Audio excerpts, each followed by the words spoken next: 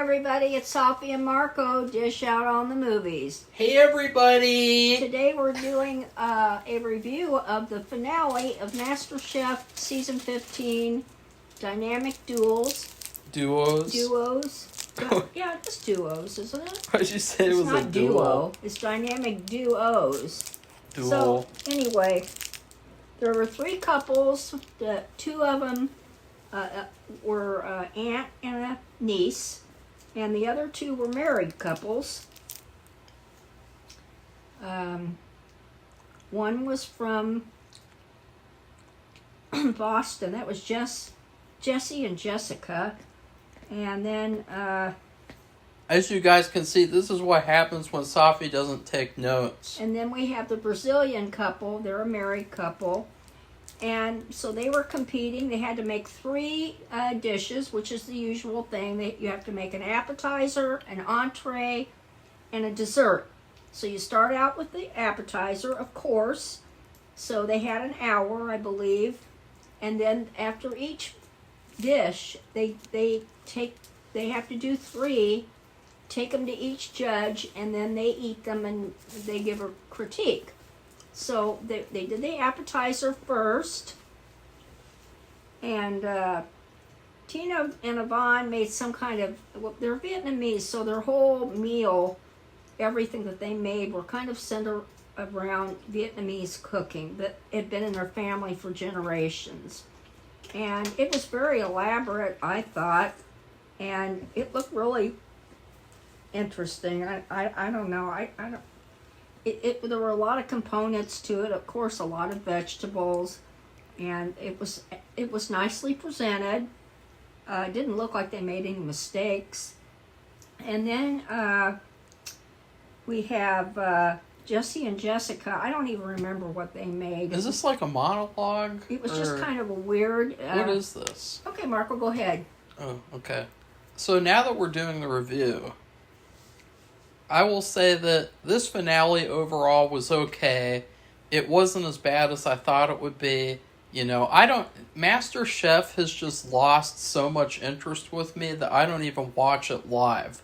You know, what we used to do is we had a routine. We would watch it live, and then we would do a review. We'd have pizza, and then we'd have an ice cream sandwich. It was like a whole routine, and it was really hilarious. But like now, it's just not that good, you know. And this finale, it demonstrated all the problems that I talked about the entire season, with the biggest one being the couples, the duos, are the same the entire season. They never get any better. They never get any worse. There's no fluctuation. They're always exactly like how they are. And so it kind of makes things not very interesting.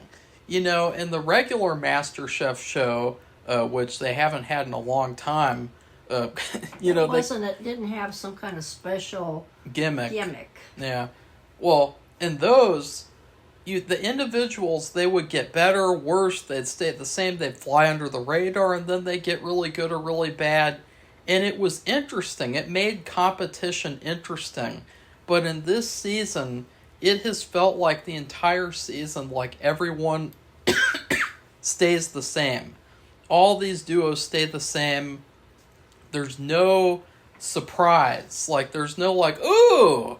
I didn't know that couple would make it. Ooh! You know, like, the Boston couple winning the whole season was like a giant, like, wah, wah, wah. Not for them, though. They got $250,000. Well, I'm not saying I don't like them, and I'm not saying they didn't deserve to win. I'm just saying in terms of expectation, they would have been like, you know, they were one of those couples that just, they kind of flew by the whole season because they were just consistently good, and you knew that they'd at least be in the finale or close to being in the finale. What did you think, Safi? Yeah, it was very. Actually, these three couples, well, duos, I should say duos. They were really they were very consistent throughout the season, and the people that got voted off or where the judges dismissed them from the show.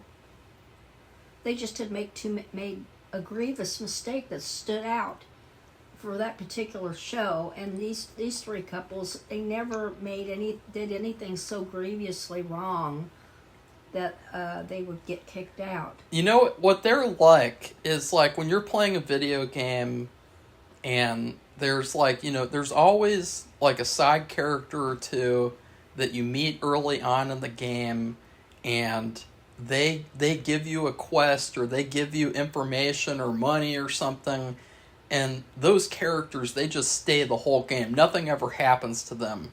Kind of like Preston Jarvie from Fallout 4, which Safi will be playing next year. Yeah. That's like what this Boston couple is like. They're like, you know, they're just like the consistent side characters that are like, hey, we're still here. How's it going? You know, like we're still doing good because there's no surprises in this season. It's just like what you see is what you get. And I was really kind of disappointed in the fact that I was like, you know, maybe Rachel and Julio will do a good job. Maybe they're going to rise to the occasion. But unfortunately, they fell back on a very similar problem that other contestants have had where they focus too much on the story that they're telling and not enough on making a MasterChef dish. I could tell from the very first course, the appetizer, I could tell they were not going to win because they just did not bring a MasterChef game. They brought a YouTube video game. You know, like they brought the game to like say, hey, like look at our dishes. They're significant to us and they're good. And all three couples did that. Yeah. They all said, like, you know, the Vietnamese aunt and niece said this was from our family for generations and generations.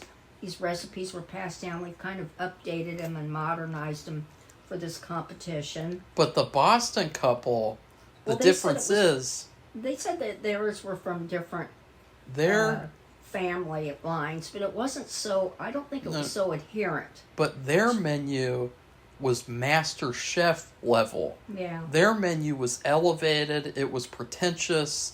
You know, if I did a MasterChef season, which I probably could do in a couple of years, but I probably wouldn't, because that's not in my line. But if I did, I would not make what I really wanted to make in the finale.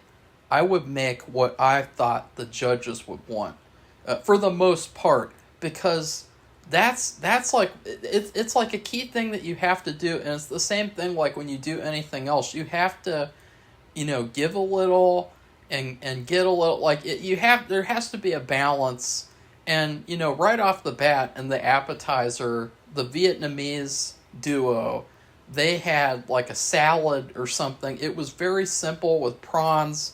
It just was not very elevated. It was not very MasterChef level. Rachel and Julio, they made like empanadas that, you know, I've never had an empanada, but it looks good. You didn't have those when we were in Puerto Rico? I can't remember that. I don't think Marco so. was a real little boy, and I don't know if he would have eaten them or not, but we had empanadas in Puerto Rico, and they're from Brazil. So every country in Puerto Rico, even though it's a territory of the United States, they still have their own empanadas. We had the caramel apple one from Taco Bell last week. I guess that could count, but like... Yeah, but it wasn't... I agree with Marco. Yeah. I was a little shocked. Yeah. That it wasn't very... MasterChef level. No, and I hate saying that because I feel like I'm criticizing them, but it just comparatively... It's wasn't. a competition. I know. And, it's a competition. And so I don't even remember everything that they made. The thing about Jesse and Jessica, they made really big mistakes, accidents, during their cooking on two of their dishes. Yeah, they had setbacks. But they worked real hard and real fast, and they didn't lose their composure, and they came back. And I think the judges really admired that and gave them credit for that, because they didn't hurt themselves. The food was good, and I think everybody was so close except for the dessert and what happened with the Brazilians. Tina and Yvonne and Jessica I think they were pretty close, and plus they had an elevated menu, like Marco said, like a Masterchef type of menu. You know, all these people, even though Joe is not a chef, he has restaurants. He owns restaurants. And then you have Gordon, who knows how many Chef Gordon. And then you had Tiffany, and she owns a restaurant or two. I don't like Tiffany. But anyway, they all know, because they know about having quality food, because they're probably charging a fortune to eat there at the restaurants. If you go on MasterChef, you should watch the show Worst Cooks in America, because that show showed you how to plan finale food. Because every season, the contestant on each side, their mentor would say, hey, this is you, so you want to make this kind of dish. Well, the judges are going to like this. This is the type of pretentious shit that the judges are going to want. And there was one season, the winner, or I think maybe she won. I can't remember, because there are so many seasons of that show, which we should probably review that show too, maybe. I don't know, but like, that's a fun show. Unfortunately, though, that Pennywise died. Pennywise killed herself. But anyways, in one season, she made like basil cheesecake something. Like, it was really weird. Basil ice cream. I don't know, but that type of pretentious shit, that's what you have to do if you're in a competition, you know, giving food to these judges for a finale. And, you know, also, too, this is another thing, is that the Boston couple, they probably didn't think that they could give the judges, like, just anything from their culture, and then the judges would be like, oh, we really like the story. They had to work a little bit harder to, you know, make because their first dish, it was like scallops with pork belly or something. Like, It was really out there. You know, but it was something that the judges would like. Whereas the other two duos, they kind of did the same thing that other people have done, where they kind of fell back on, well, this is from our culture, so that makes it really high level.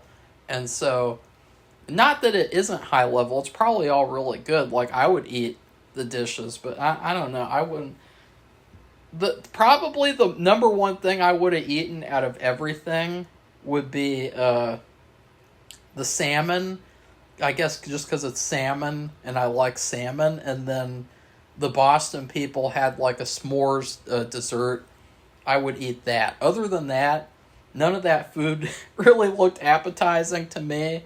You know, like, and then you get to the entree.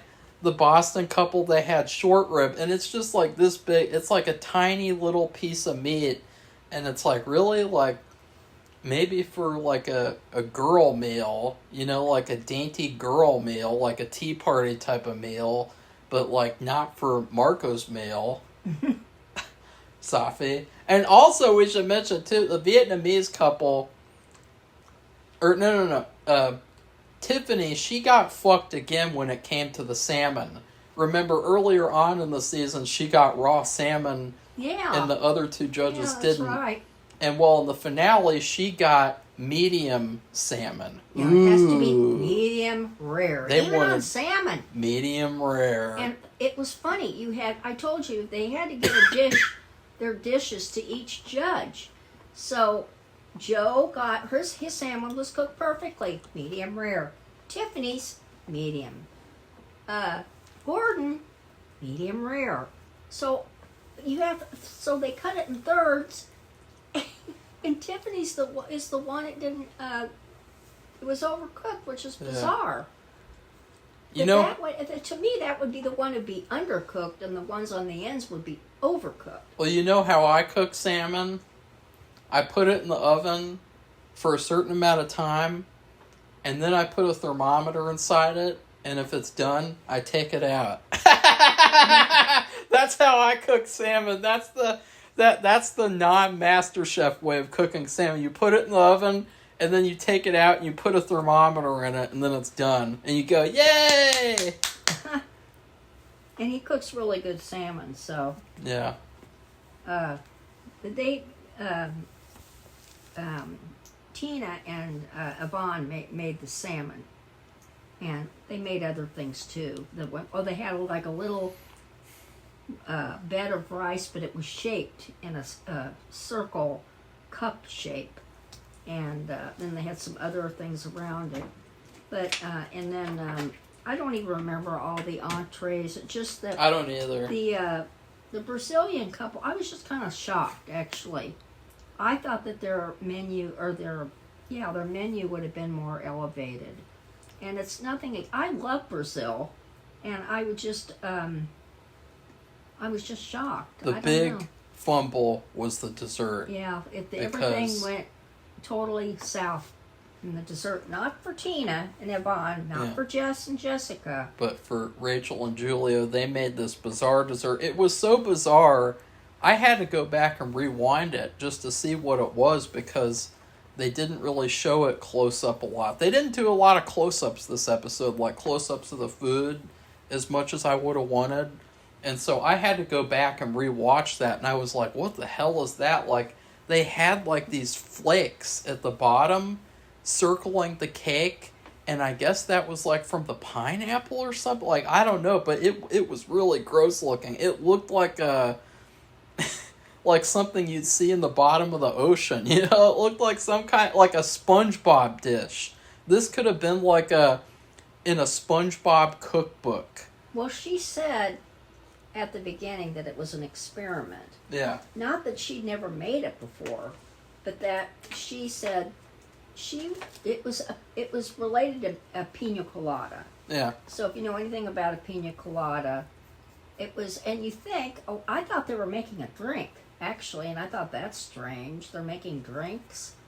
And no, it was like, if any of you ever made a chiffon pie, you use gelatin.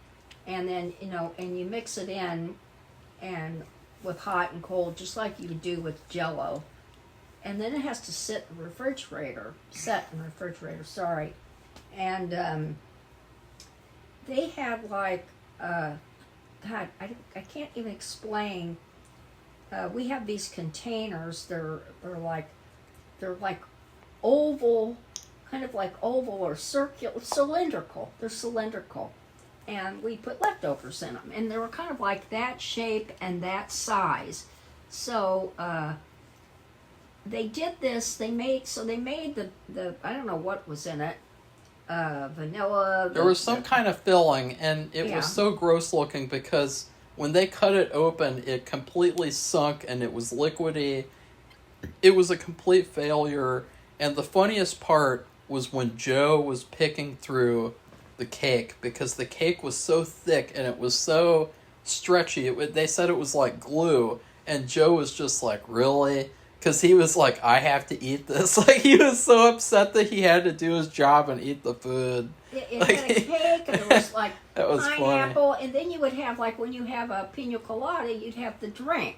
Yeah. So the drink was the gelatin. It was like a chiffon pie. So the filling only had a shape to it.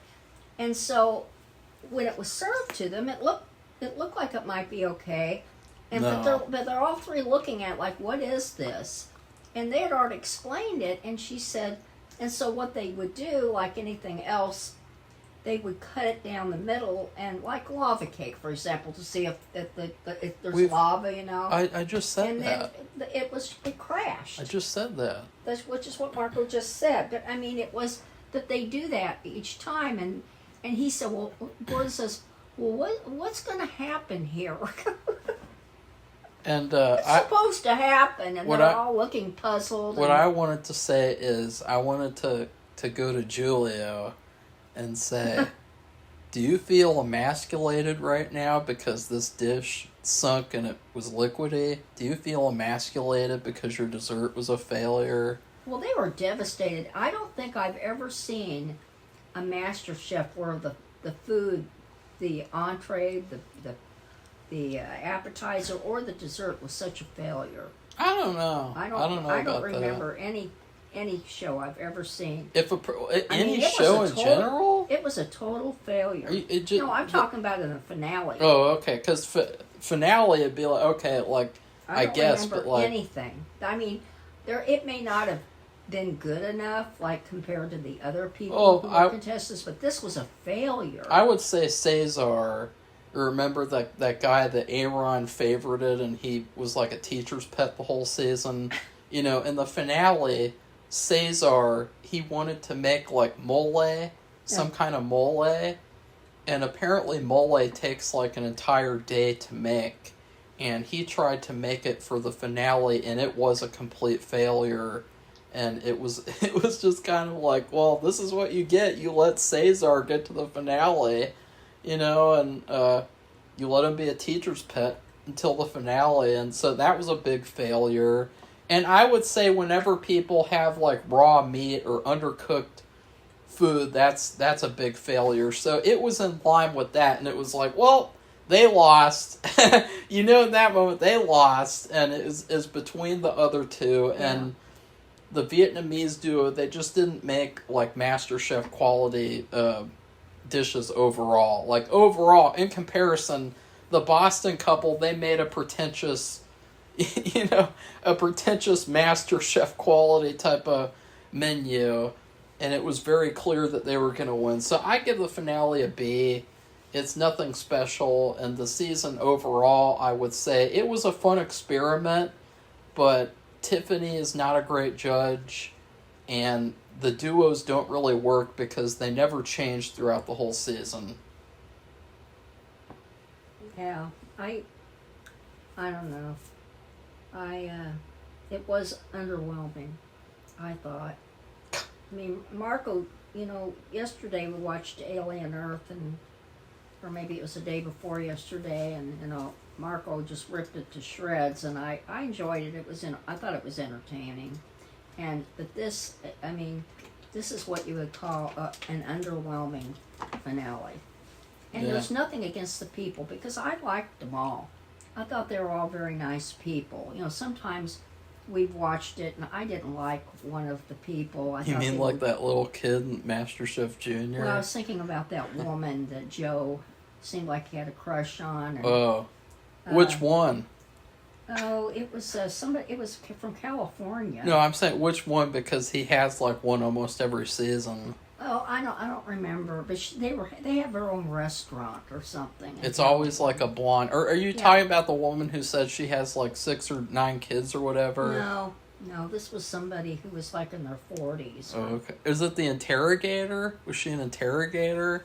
Because that one, I think she was in the military. Yeah, well, that was the interrogator. Oh, okay. And Joe, that was she actually got better because she came back for the All-Stars, I think, and she was okay. But like Joe clearly just favorited her because he thought she was hot, which there's nothing wrong with that. But like when you're a judge on a competition, you kind of have to do your job and not focus on that for the most part. Like you have to separate that at some point and say like, look, like she's not that good, and so she's gonna have to go. But I thought all these people, these finale people, they were very charming and nice and just very. I mean, you would want to be their friend, or you would want to be. You would like them in real life, and so.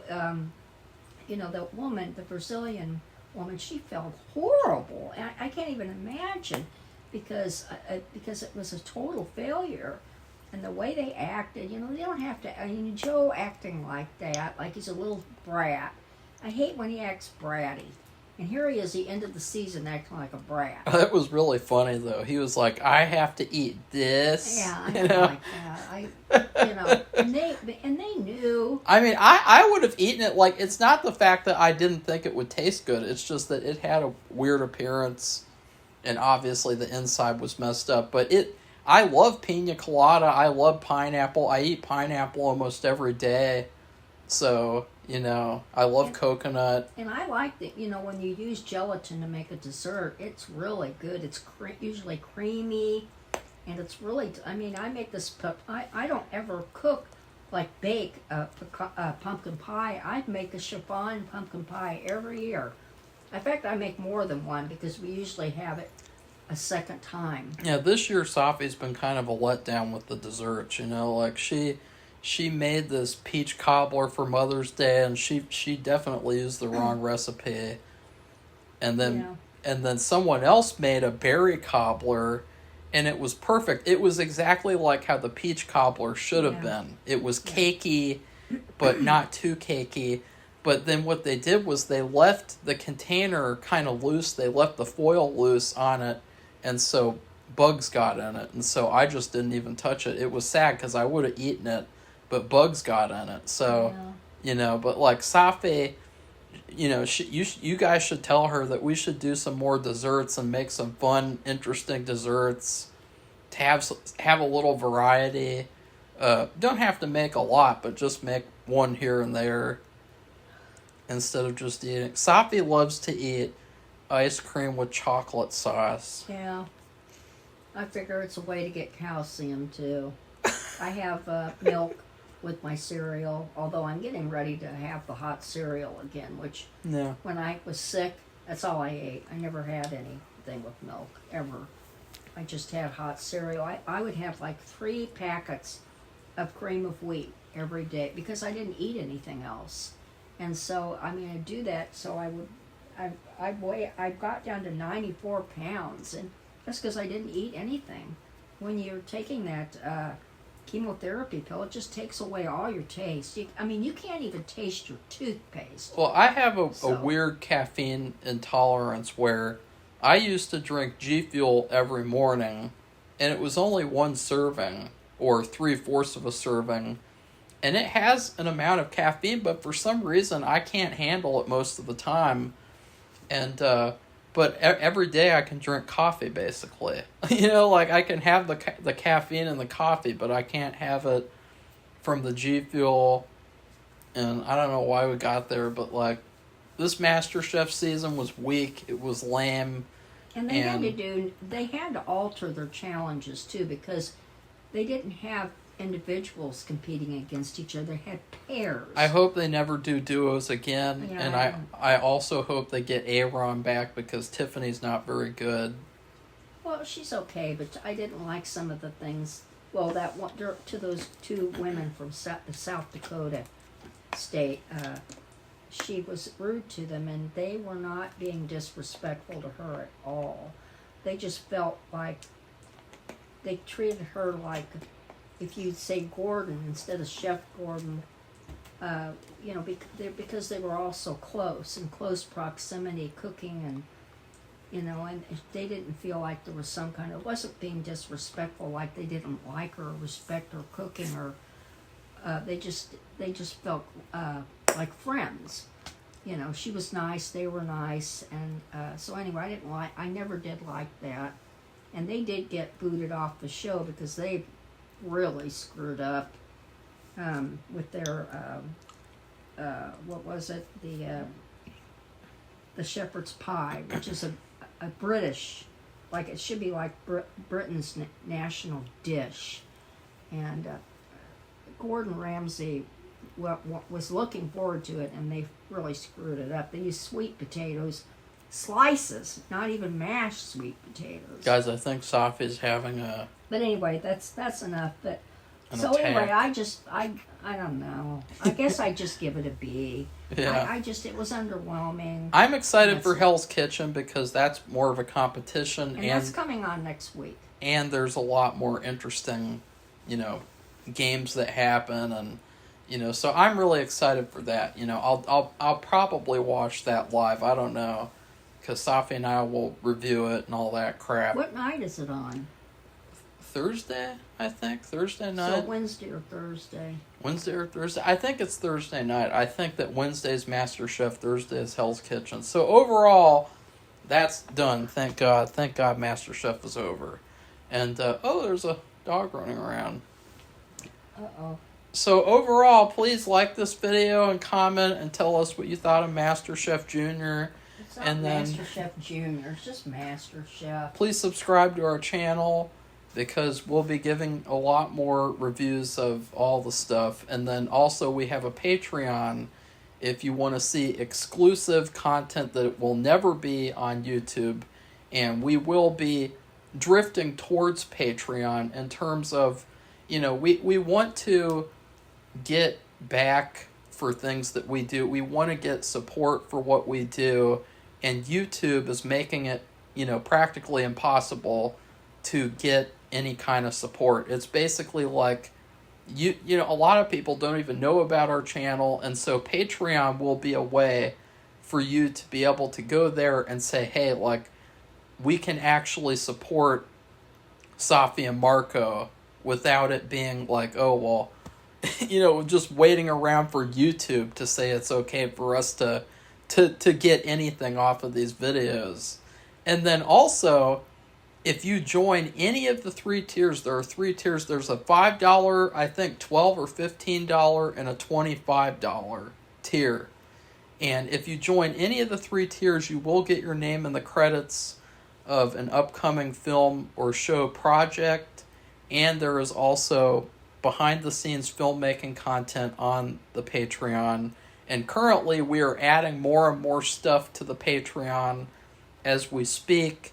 Safi is thinking about doing a review of all the Barbie movies that came out over the years. I'm not. I have any desire to do that. People actually did that. Like, I really get, like, weirded out. Like, whenever they have, like, a big franchise movie, like the Barbie movie, people reviewed, like, every single Barbie movie all at once and ranked them all at once, like hundreds of movies. And I'm like, when do you have the time to do that? Oh, God. Like, I guess those people, like, they don't, like, that's all they do. Like, they make a living off of it. But, like, it's like, that's an insane amount of movies to watch. Wow. And, yeah, but we will have some stuff coming up, though. Yeah. So, anyway, that's it. So, goodbye, everybody. Bye.